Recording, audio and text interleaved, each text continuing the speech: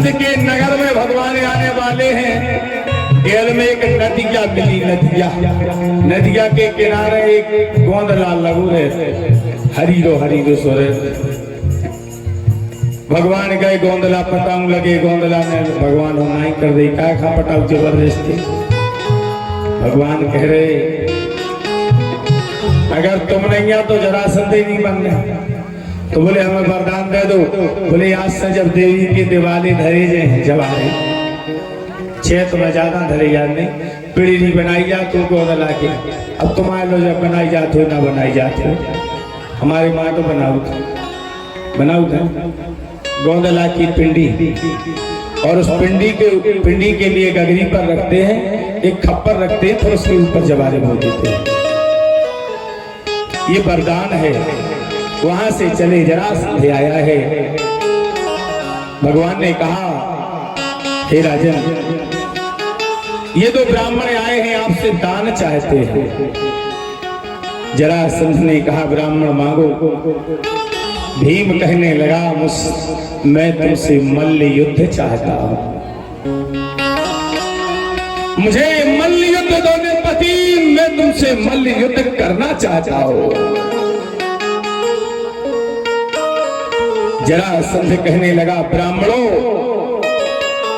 तुम क्यों मरना चाहते हो? भीम कहने लगे हम मरे चाहे जिंदा रहे, हम तो तुमसे जो मांगते हैं मुझे दो। अंत में जरासंध ने दिया और दे करके जब युद्ध आरंभ हुआ, भीम ज्यादा लड़ाई भिड़ाई कम करते भैया, पूरा महाभारत पढ़ो, बीच में से पकड़ो और पकड़ के बीच में से दो हाथ ले और मार फेंक दो। मगर वे दो ही कटे भाई टुकड़ा वही टेम पे उचटा, जैसे चुंबक सिस्टम, चुंबक सिस्टम भारी जो जोड़ते अभागी।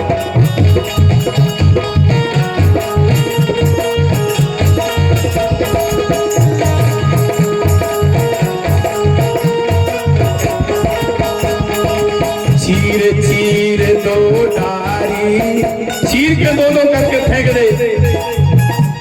अरे चीर दो डारी जो भागे।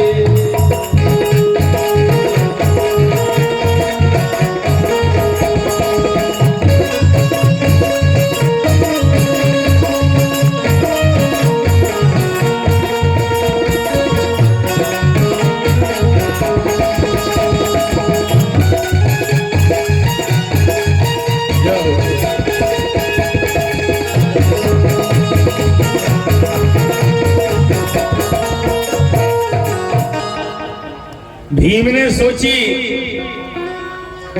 20 दिन युद्ध हो गए, जरासंध मरो ही नहीं है। भगवान भीम रात के गए, भगवान से कह रहे कहूं तुम हमारी परीक्षा लो, तो नहीं आए। भगवान कहने लगे थोड़ी स्लो कर लो।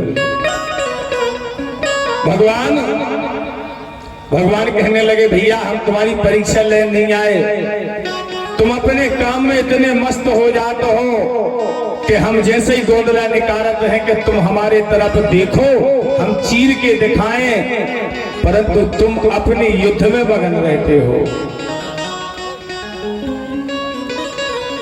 21वें दिन आरंभ हुआ, जैसे जरासंध का भीम ने चीरा है, चीर करके फेंका है, भगवान श्री कृष्ण ने गोंदला को चीर के ऐसा कर दिया और जरासंध का वध हो गया। बोलो वृंदावन बिहारी लाल की जय। एक और बात,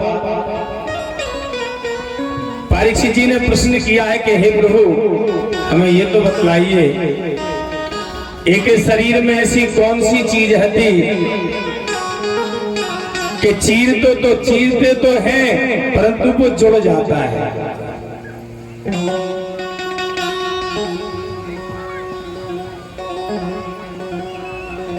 कथा सुने, मगध के राजा सिंध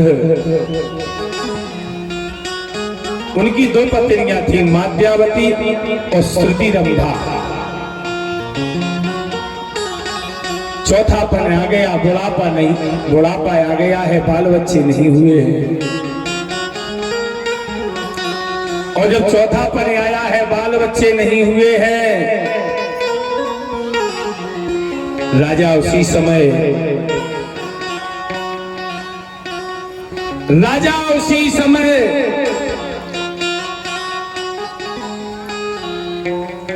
अंगिरा ऋषि के पास गए। महाराज, हमें चौथोपन लग गो, बुढ़ापो हो गो, हमारे ना औलाद नहीं आ, हमारे ना बुढ़ापो आ गो, बाल बच्चे नहीं आ।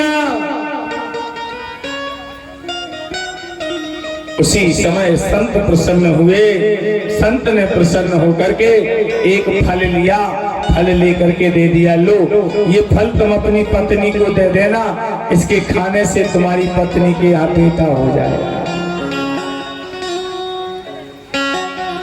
माद्यावती बड़ी समझदार थी।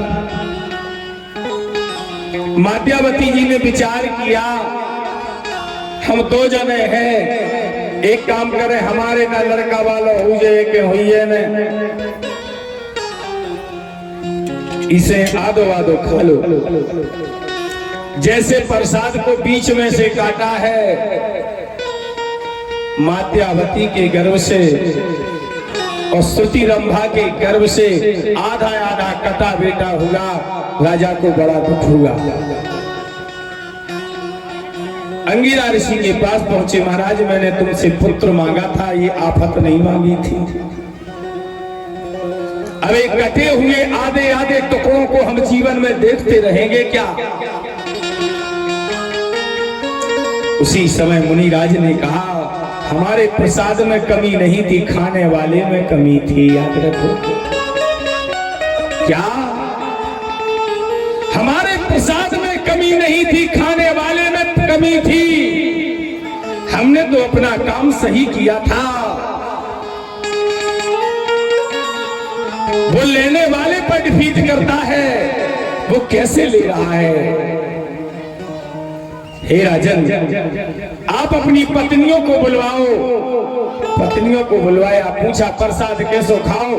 माद्यावती ने कहा, हमने हंसिया में से बीच में से काट के आधो आधो धूप में खाओ। तो बोले, जैसो तुमने खाओ सही लड़का जाओ, बोलो वृंदावन बिहारी ला। अब इस लड़का को कौन जोड़ सकता है? कहने लगे, एक मायावी स्त्री है जिसका नाम जरा है। जरासंध की उत्पत्ति की कथा सुना रहा हूं। वो जरा नाम की मायावी स्त्री ब्रह्मा से वरदान पा चुकी है, किसी भी कटे हुए व्यक्ति को वो जोड़ सकती है। दोनों बीच में से कटे हुए धरवारे टुकड़े बेटे को लिया है और बेटे को ला करके आकर के महाराज जरा के सामने रख दिया। जरा ने पूछा, हे राजा सिंध, ये कौन है? बोले, मेरे बेटे हैं। एक बेटा है, पत्नियों की गलती के कारण बेटा आधा आधा कटा हुआ है। इसने अपनी मायावी शक्ति चलाई और उस कटे हुए बेटे को बीच में से जोड़ दिया। पुत्र उठ के खड़ा हो गया। पुत्र ने पूछा, अहम नामात्मजम नामम नामम धेयम जनप्रद्या। अहम नामम, मेरा नाम क्या है? तब जरा ने कहा, बेटा तुम्हारा नाम अलग से नहीं होगा, तुम्हारा नाम हमसे और तुम्हारे पिता से होगा। जरा हमारा नाम है, जरा हमारा नाम है और सिंध तुम्हारे तात। जरा सिंध के नाम से जाने जे हो आप। आई कथा समझ में? जरासंध की उत्पत्ति आई समझ में? नहीं आई। ऐसे जरासंध, जरा मायावी ने वरदान दिया था, बेटा जब तक तेरा मांस मिलता रहेगा तब तक तेरा नाश नहीं होगा, और जिस दिन तू मांस से विरक्त हो जाएगा उसे विधाता भी नहीं बचा पाएगा। तो आज वही ब्रह्म कृष्ण कौन है? कृष्ण सच्चिदानंद परमानंद पर ब्रह्म है। कृष्ण वो है जिसके द्वारा करोड़ों विष्णु, करोड़ों शंकर और करोड़ों ब्रह्मा की उत्पत्ति कृष्ण से होती है। कृष्ण पूर्ण ब्रह्म है। कृष्ण 16 कलाओं से सुसज्जित थे। आज भगवान सुखदेव जी कहते हैं ऐसे जरासंध वध होने के बाद यज्ञ आरंभ होगा, और जब यज्ञ आरंभ होता है